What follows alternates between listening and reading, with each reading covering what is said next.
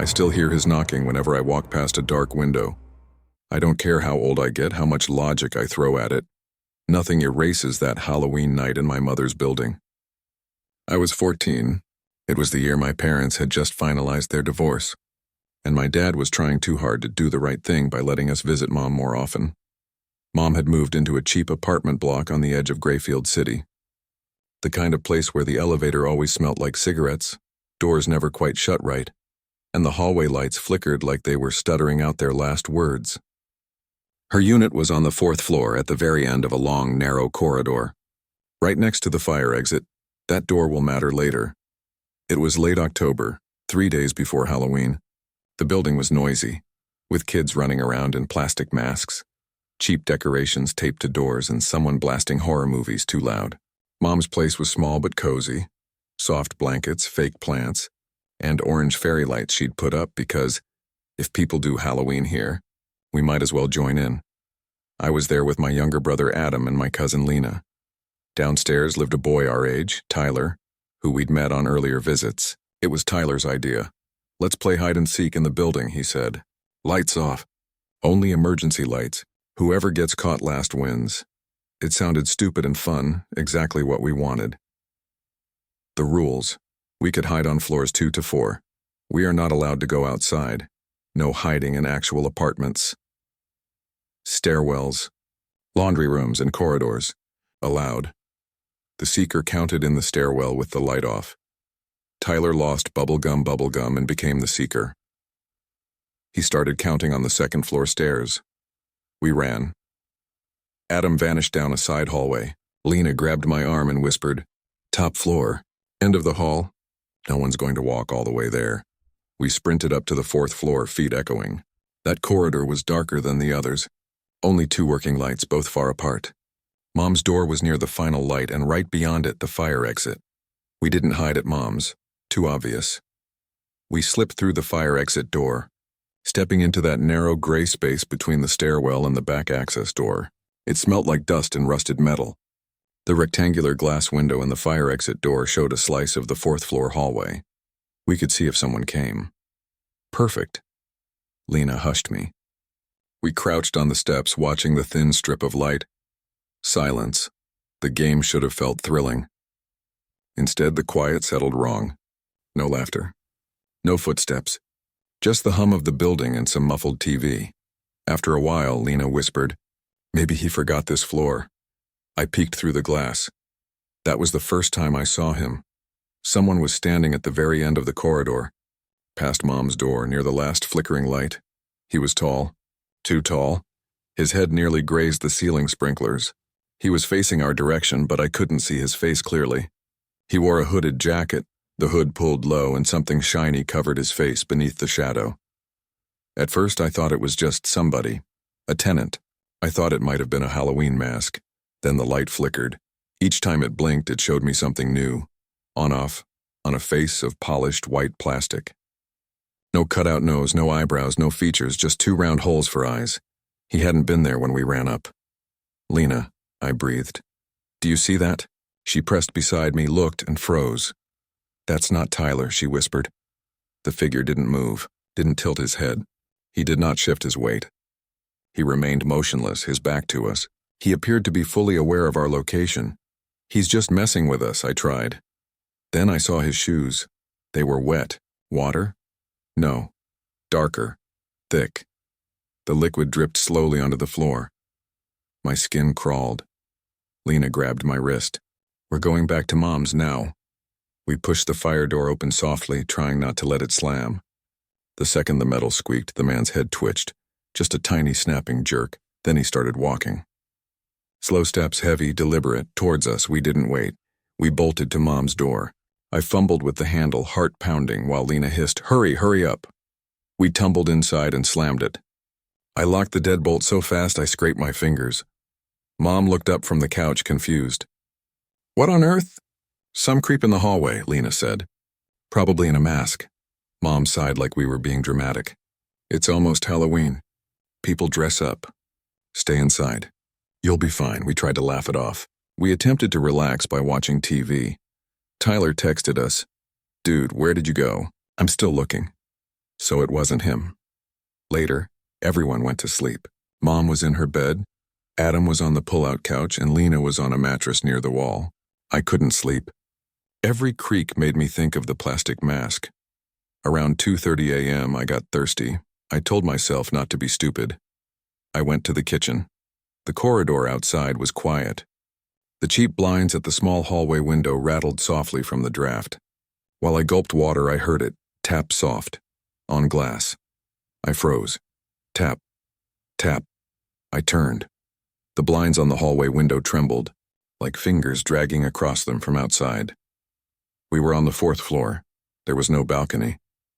Very slowly, as if pulled by something I didn't control, I walked closer. My heart hammered. The tapping stopped. For a second, I thought I'd imagined it. I lifted the edge of the blind. The white mask filled the window. Up close, the plastic was scratchy and dirty, like it had been worn too long. The eye holes were empty black pits, and behind them, just for a moment, I saw real eyes, wide, unblinking. Her attention was solely on me. I screamed so hard my throat burnt. Mom rushed out and flicked on all the lights. By the time she reached me, the window was empty. The hall outside was still. Security checked the floor. No one. The next morning, Tyler told us something that worsened it. He'd given up on the game when no one came out and went back to his apartment.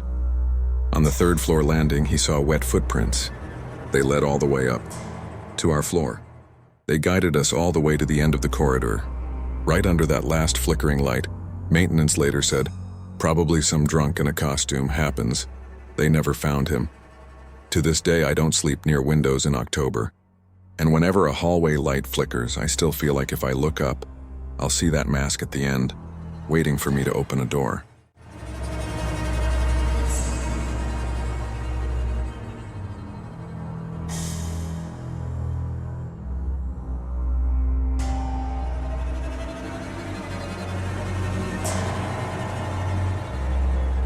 If anyone tells you it's just an empty house, don't be scared. They've never had something run out of one. I was 12. Our school, Ridgeway Intermediate, sat on a quiet street in a mid-sized town called Haven Park. Directly across from the front gate was this house everyone called the dentist's place, even though no one had seen a dentist there for years. Paint peeling, windows dusty, yard overgrown, porch sagging. One of those houses you decide is haunted long before you know why. For most of 6th grade, I walked home with my friends, Lena and Marcus. We'd roast the house and joke about ghost dentists pulling kids' teeth for candy. Harmless stuff. October made the whole street feel different. The air is colder, the sky darker earlier, and Halloween decorations are popping up everywhere, except at that house. It stood there, dead and stubborn, while plastic skeletons rattled 2 doors down. The first time it really went wrong was a Tuesday after my math club. The sun was already dipping. Lena and Marcus had gone home earlier, so I was alone. As I passed the dentist's place, I felt watched. I know how that sounds, but I swear I did. I glanced up and froze.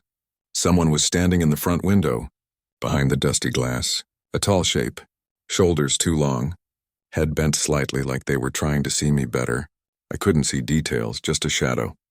I sped up, told myself it's a reflection. It's nothing. The next day at the same time we walked. This time I looked on purpose. They were there again. Same window, same posture. No lamp on, no movement. I told my dad that night. He said, "Place is condemned. Nobody lives there. It's probably a trick of the light. Don't watch so many horror videos." 2 days later, I walked by again, and again the silhouette. I wasn't imagining it. The Friday before Halloween, the sky went purple early, clouds thick and low. After an extra help session, I left school alone again. The streetlights flickered on, spilling this dull orange glow. The dentist's place seemed darker than the rest of the block. I told myself, don't look. Keep walking. I failed. I looked. The window was empty. Relief washed through me. I laughed at myself. Then the front door swung open. The silhouette stepped out. He was taller than the doorway for a second, like his head scraped the frame. Then he slouched, bones folding strangely. He wore this filthy gray coat that hung like wet skin and no shoes. Feet black with dirt. "Hey," he said loudly. Voice cracked. "Come here." I bolted. He ran. I heard his feet slapping the pavement behind me, fast, too fast. He kept shouting nonsense, words tangled together like awful radio. Stop, help, come back, why'd you laugh? My backpack slammed against my spine as I sprinted past the corner shop, lungs burning. Nobody stepped out. No car slowed. I cut hard into the alley between the bakery and the mechanic's shop, nearly slipped on wet leaves and dived behind a dumpster. The smell hit me, but fear overruled everything. I clamped a hand over my mouth. His footsteps hammered closer, stopped at the mouth of the alley. Silence. Then I heard him talking to himself. She saw, little brat. Don't. Slow steps on gravel, closer. I could hear him breathing, shallow, wheezing, angry. His shadow stretched along the ground, growing towards me. Please don't look. Please don't look. A car honked out on the main road. The footsteps retreated fast, the shadow shrank. Then nothing. I stayed hidden until my legs went numb. When I got home, I told my parents everything. Dad didn't brush it off this time. He called the police. They took it seriously. 2 officers came, had me point out the house, and asked exactly what had happened. The next afternoon, they came back. No one lived there, they said. No registered tenant. No working utilities. No furniture inside. The lock on the back door had been broken for a long time. Probably a squatter, one of the officers said. We'll board it properly. You'd think that would make me feel better. It didn't. Because that night, while lying in bed, I realized something I'd ignored. When he stepped out of the house, when he yelled, I'd seen his face. Not clearly, but enough. His eyes weren't wild or confused. They were focused, intent. It wasn't some dazed random man scaring a kid. He looked like someone offended that I'd seen him too soon. They boarded the dentist's place 2 days before Halloween. The board stayed on until I graduated. No one ever found a squatter. But every October when the light fades early and I pass any empty house, I feel my legs want to run before my brain agrees. Because the worst part isn't the chase. It's that for weeks before that, he was just standing there in the window, quietly watching me walk past, waiting for the day I was alone long enough to try.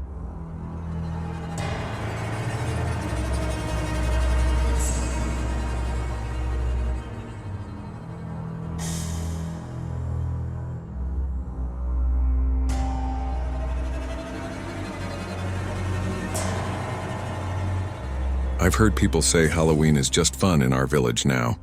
I don't argue. I just don't walk near the chapel after dark. I grew up in a tiny place in Northern Ireland, Brackenhill. Farms, stone walls, 1 shop, 1 pub, and 1 old chapel up on a low hill. Halloween was never huge there. It was more about bonfires and old stories than costumes. I was 17 the year the event happened. I had a German shepherd named Rory, who hated crowds and adored the cold. So I usually walked him late.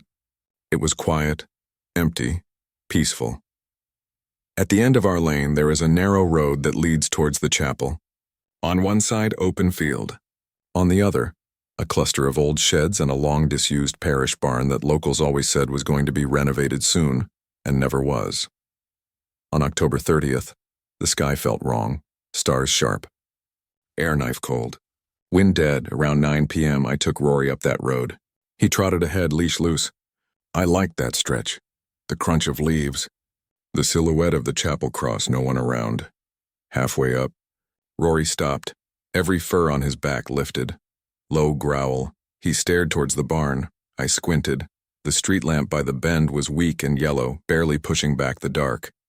At first I thought it was just a lump of junk or a sack. Then it moved or didn't. That's what worsened it. Kneeling on the far side of the barn, just outside the lamplight's circle, was a figure in white. Not bright white, more like old sheets. The robe or gown, loose and thin, was gathered on the ground. Back straight, hands on thighs, head slightly bowed but turned towards us. They appeared as though they had been anticipating our arrival. Hello? I called out stupidly. No reaction. Rory barked, lunged forward, teeth bared like I'd never seen. The person didn't flinch. The way they were kneeling, it wasn't prayer. It was like a mannequin, too still, too deliberate. Something in my chest screamed, "You shouldn't be seeing this." I tugged Rory back. Come on, leave it. He didn't want to. But I dragged him, almost running, heart slamming. I didn't look back again until we reached the chapel itself, where a few candles still flickered by the door. I told myself, probably some weirdo drunk. Probably nothing. That night around 1 a.m., I woke up to sirens, fire engines, blue light flashing over my ceiling. I went to the window. Flames lit up the hill near the chapel. By morning, we knew. The old parish barn had burnt down completely. Everyone had their theory. Kids with fireworks, faulty electrics in a building that hadn't had power in years, or a Halloween prank gone wrong. I told my dad about the white-robed figure. He stared at me like he wanted it to be a joke. "Are you sure it wasn't one of the lads messing about?" "It wasn't messing," I said. They didn't move. Word spread fast. Some Egypts are trying to be satanic before Halloween. Others rolled their eyes and said people exaggerate. A week later, I walked Rory in the opposite direction instead. But curiosity is poison. 2 weeks after the fire, just before midnight, I made the mistake of going up there again. Just to see the burnt frame, I told myself. To prove there was nothing left, Rory didn't want to go near. He whined, tail low. The barn was gone.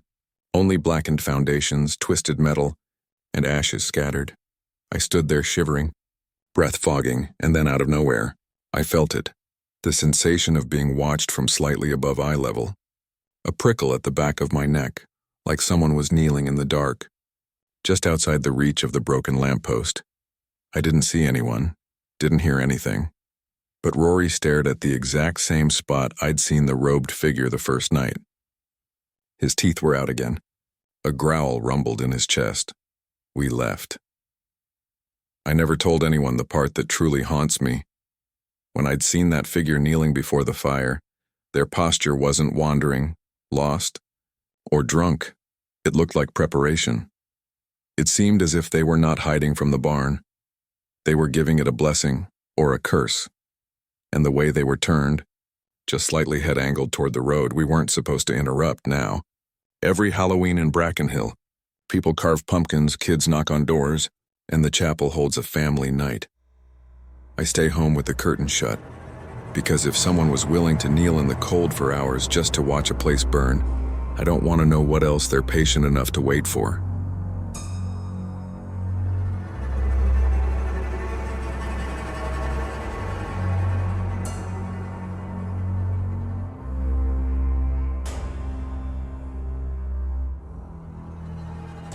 Some people are scared of haunted houses.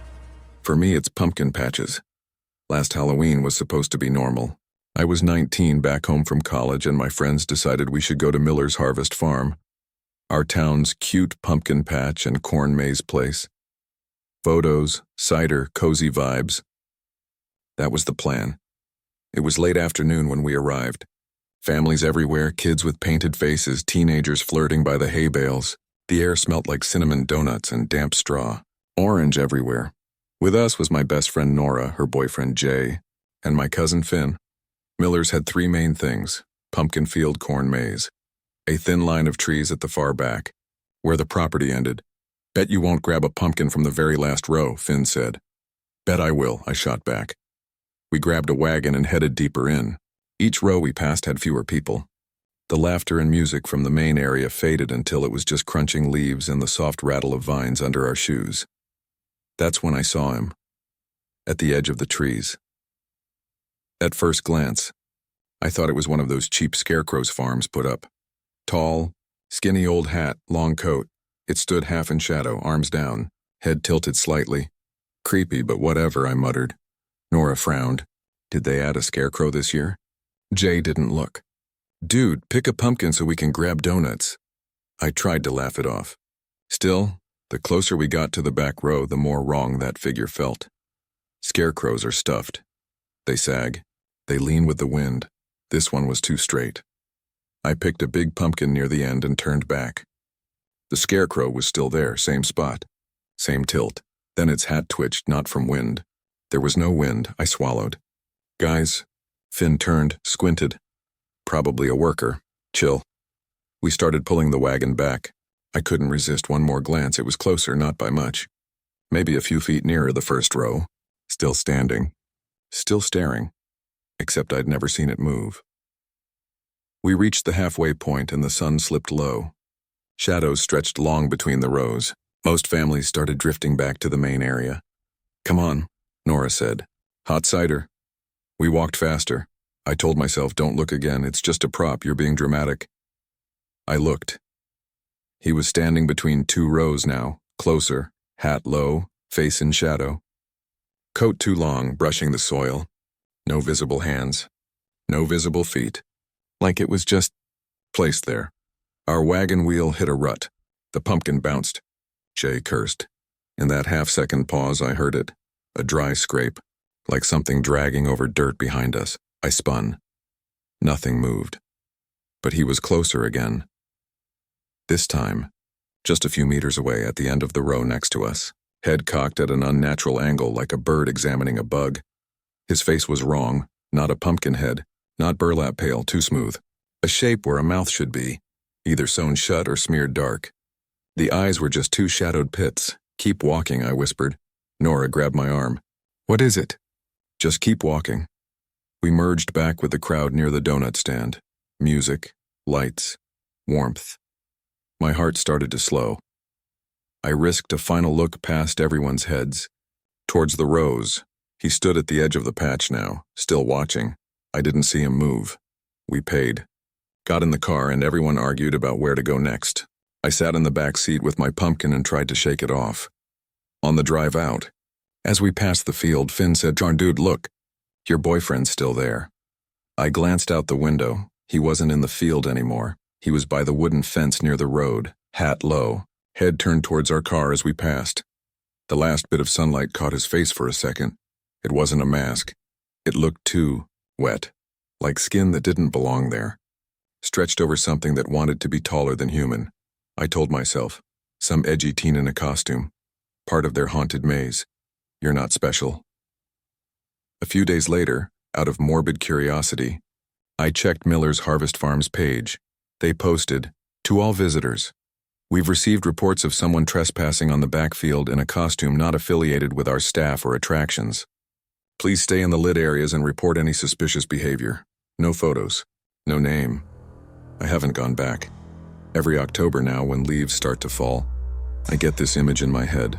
Rows of orange pumpkins, kids laughing, and something standing perfectly still just beyond the last row, waiting for someone to follow a dare a little too far.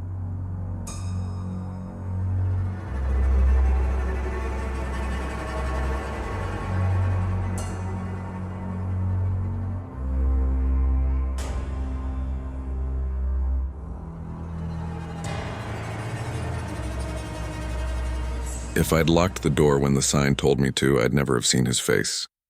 This happened last Halloween. I was 19, working evenings at a small 24-hour convenience store on the edge of town called Ridge Mart, the kind of place people only stop at when they're desperate for gas, cigarettes, or directions they won't like. We sat alone on a stretch of road surrounded by fields, with a scrapyard across the road and a rundown motel a few hundred meters away. Honestly, it was boring most nights. Fluorescent lights, humming fridge, candy aisles, and that fake corporate poster telling us to smile into the season with happy pumpkins. The store had big glass windows facing the empty lot and a single security camera that worked when it felt like it. On Halloween night, my manager asked if I could cover the late shift alone. "Nothing happens," he said. "Close the side door at 10, lock the back by 11, and you'll be fine." I said yes, I wish I hadn't. The evening started normal enough. Parents with kids in costumes came in for extra candy. A couple of teenagers grabbed cheap masks and energy drinks, and a tired cop got coffee. By 10, all the pumpkins and plastic webs outside looked sad and soggy. The fog rolled in thicker than usual, swallowing the road until the world beyond the parking lot disappeared. By 11, it was just me, buzzing lights and the hum of the coolers. I walked the aisles, straightened chips, and checked dates. There was a printed note taped behind the counter. "Lock front door at 1 a.m. if traffic is low. Leave lights on." I glanced at the clock. 11:17 p.m., plenty of time. I put on a horror podcast in one earbud because I'm an idiot who thinks background fear helps. The stories were fun until I caught my own reflection in the dark window and jumped like a child.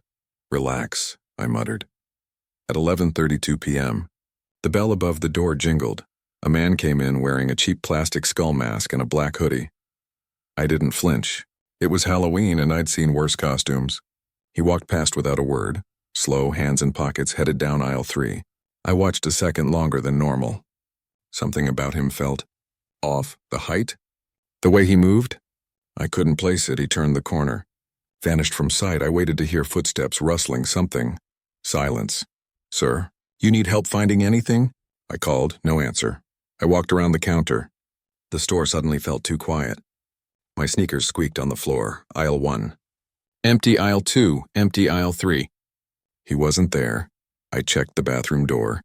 Still locked from outside. Back room, dark, closed. I went to the front. The door hadn't chimed again. No one had left. I swallowed hard and flicked my eyes to the convex mirror in the corner. Just empty aisles. Everything still. Probably went straight to the coolers, I told myself. I checked. No one there either. The entire search took less than a minute, but by the end of it I was shaking more from embarrassment than fear. I went back behind the counter. Maybe I'd miscounted. Maybe someone came in before me and I confused them with another customer. Night shifts mess with your head. Midnight came and went. Outside, the fog thickened to the point I couldn't see the pumps anymore.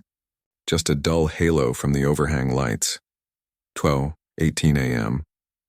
The security monitor above me glitched, then stabilized, showing a single camera feed aimed at the front door and a slice of the aisles. I almost wished it stayed off, because that's when I saw him. In the grainy black and white feed, at the far end of aisle 4, someone was standing, tall, thin, wearing the skull mask, perfectly still. He wasn't there when I did my last walk. I turned my head towards aisle 4 empty. I looked up at the monitor. He was there, same position. My skin crawled. It's lagging, I whispered, though I knew it wasn't. I picked up the phone to call my manager, then put it down. I didn't want to be the paranoid kid over a glitch. Instead, I stepped out from behind the counter again, forcing my legs to move toward aisle 4. The closer I got, the louder the buzzing lights sounded, like the store itself was holding its breath. I turned into aisle 4. Nobody. I looked back up at the camera in the corner. The little red light was on, recording. My heart wouldn't slow down. Okay, I said out loud just to hear a human voice. The system's haunted. Fun. I texted my best friend. Me. Night shift is weird.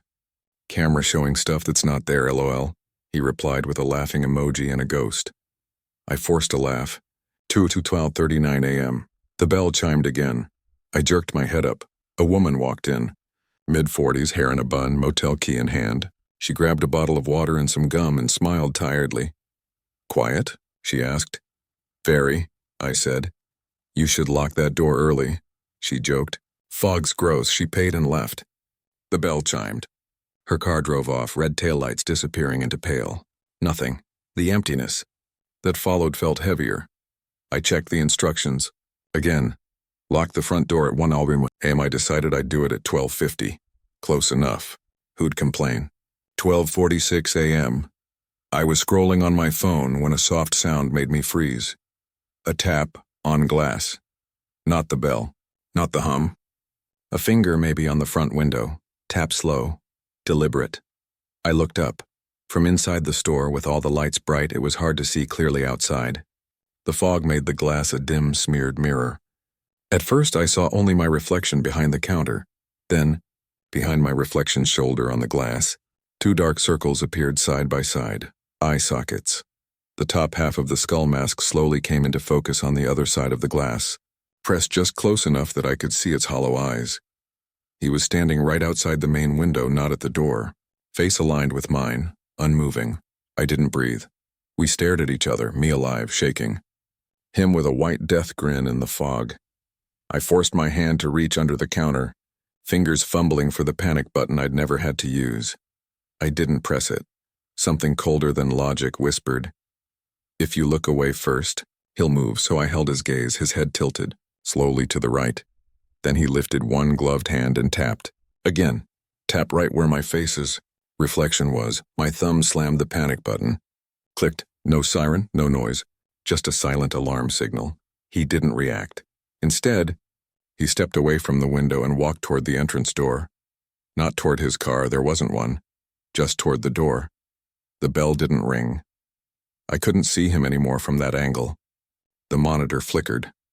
Now the camera showed him inside, standing in front of aisle 1. I was staring at the monitor, At him, at the door that hadn't chimed. My brain stuttered. He shouldn't be there. He turned slowly on the screen, as if feeling my eyes, looked directly up into the camera. Then in the distorted grayscale he raised his hand and waved, small, lazy. I snapped my head toward aisle 1, empty. Back to the screen. Now he was closer. End of aisle 2. Same casual stance, head slightly tilted. I backed up until I hit the cigarettes shelf. He took one step closer on the monitor, then another. Each time I looked away to check the real aisle, the monitor jumped. Aisle 3, aisle 4, end of the candy display. Closer to me every time. My breaths came short and ragged. Police have been notified, I told myself. You pressed it. You're fine. You're fine. On the monitor. He stopped about 10 feet from the counter, then slowly reached up and took the skull mask off. I expected a blurred face and static, something glitchy. Instead, the image sharpened. I saw my own face, my exact face. Same hair, same tired eyes, same cheap uniform, smiling but too wide. Jaw stretched, eyes empty. Me, tilted his head, then pointed one finger down, jabbing it at something just off screen. I forced myself to lean over the counter and look. There, on the floor behind my feet, I saw faint, wet footprints, like someone had been standing right behind me, watching, dripping. The bell above the door finally shrieked. I jumped. 2 officers came in fast, hands near their belts. They'd gotten the silent alarm. I nearly collapsed from relief. There was someone outside. I stammered. Mask, he was inside. The camera, they swept the aisles, checked the back room, restroom, outside, around the lot. The fog clung to everything. No one, no wet footprints, no car. They reviewed the camera. Static. The feed showed me behind the counter, scrolling on my phone. No masked man. No movement in the aisles. No one at the window. One of the officers gave me the look adults give scared kids. The fog plays tricks, he said gently. If anything happens again, hit the alarm. Maybe lock up early tonight, yeah? They left. My hands wouldn't stop shaking. I locked the front door at 1 a.m. sharp. Drew the blinds. Left all the lights on until my manager came in the morning. I didn't tell him the part I can't get out of my head. When the skull-masked figure on the monitor took off his mask and showed my face, his Ridgemart badge was visible too. The name tag didn't say my name, it said, "Night shift, always here."